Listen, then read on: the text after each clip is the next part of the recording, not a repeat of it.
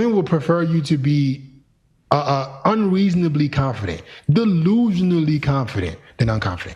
You would do better with women being a psychopath with confidence than unconfident. Because at least if you're extremely confident, she's curious. She's wondering why. What is it about this motherfucker that make him so confident, so sure about himself? Women aren't going to feel sorry for you, and women don't understand, or it's just going to get harder. The feel sorry for you part is something I really think men need to understand. It's like, you're not going to pity yourself your way into vagina ever. Like, it's one of these things where things are going bad for you, and then so you share it on social media. My favorite example is this: the guy who admits he's been cheated on 3 times by women. I'll have girls on the panel. I'll be like, this guy's been cheated on 3 times by a woman. What do you think about his ability? And like, I'll ask you, Lana, a guy's been cheated on 3 times by his last 3 girlfriends. Do you imagine he's good in bed or bad in bed? You're smiling. What do you imagine? Terrible. Do you imagine he has a huge penis or a micro penis? What do you think? A shrimpy. Okay, so you understand, when dudes are going out there, you know what they're doing? They're snitching on themselves. When they're sitting there being hyper emotional and asking for pity because of their situation, you're just making it worse on yourself. Women do not feel sorry for you. What about for women though? Huh? What do you mean? Like, what if like a woman was constantly cheated on? Do we tell on ourselves? No, it's so funny. Well, I've done several shows on this. When women get cheated on, they don't lose any status. When men get cheated on, it's I fucked your bitch in some Gucci flip flops. It's nothing. They have just been dunked on. It is like, there's one reason why we watch best dunk videos on NBA.com is because we're watching dudes get humiliated. That's why we're watching. It's the same thing here. When men, like, dude, I've seen dudes lose their business, lose clients. Fucking girls don't think they're attractive because of the fact that they get cheated on. But women, when they get cheated on, it's just a line to the left of dudes in their DMs like, I'm ready, let's go. You know what I'm saying? And the other thing is, for me as a fucking dude, if I'm like, you've been cheated on, which means you stayed loyal to a motherfucker who was cheating on you, yes, you're even higher status to me if you're a woman. You're even higher status. Nice. Fit, what do you think about that? Man, that's 100% true. I think guys, it's the pity, man. It's the wanting the pity. I tell guys this all the time. Women will prefer you to be unreasonably confident, delusionally confident than unconfident. You would do better with women being a psychopath with confidence than unconfident. Because at least if you're extremely confident, she's curious. She's wondering why. What is it about this motherfucker that make him so confident, so sure about himself? You the motherfucker that's crying. And this is the thing.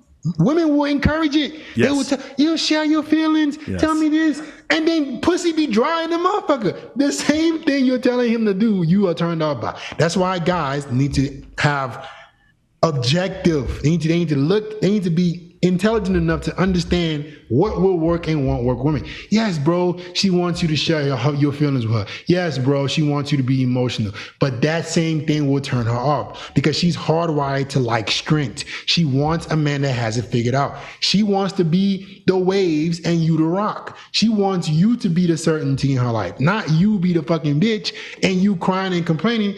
You just turn a girl up. You scare the girl. Knowing anything about women and how much they like strength, how much they like leadership, ambition in a man. Why in the fucking world would you think being emotional and a crybaby is going to get you some ass? Yeah. It never fucking will. It's so funny. It's one of these things where you do what they ask you and then they punish you for it. It goes back to it. Rollo talks about dread. This concept of, I'll give you a great example. I love my girlfriend. She's great. We've been together for a year. But when we met, I was hosting a bikini competition. There were 75 girls there.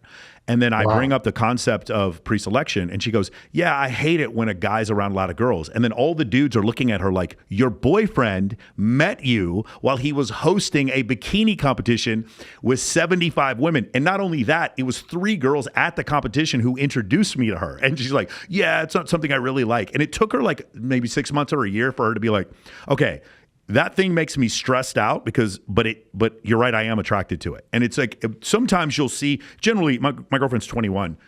So generally you'll see this, like a woman later on in life will come to these realizations of like the fact that she is attracted to toxic traits. A lot of times younger girls don't see it.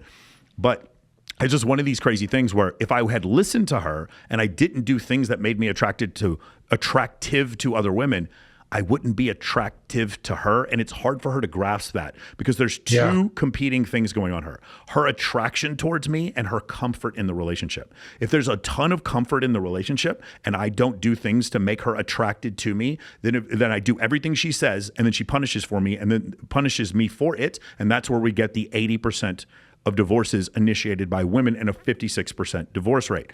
If I do things that are all attraction and I don't do any comfort, a lot of times girls will be like, I can't deal with this anymore. You're just fucking too many women. This is too and they'll leave, but they're less likely to leave. If you can find some kind of balance here, that works out great. I do wonderful things for my girlfriend because she I come home, my apartment's fucking clean. She makes me food and occasionally brings women home. Like whatever you want, honey, I'll do. You mentioned this before. You don't take girls to nice dinners on the first date. I will take my girlfriend any fucking where she wants.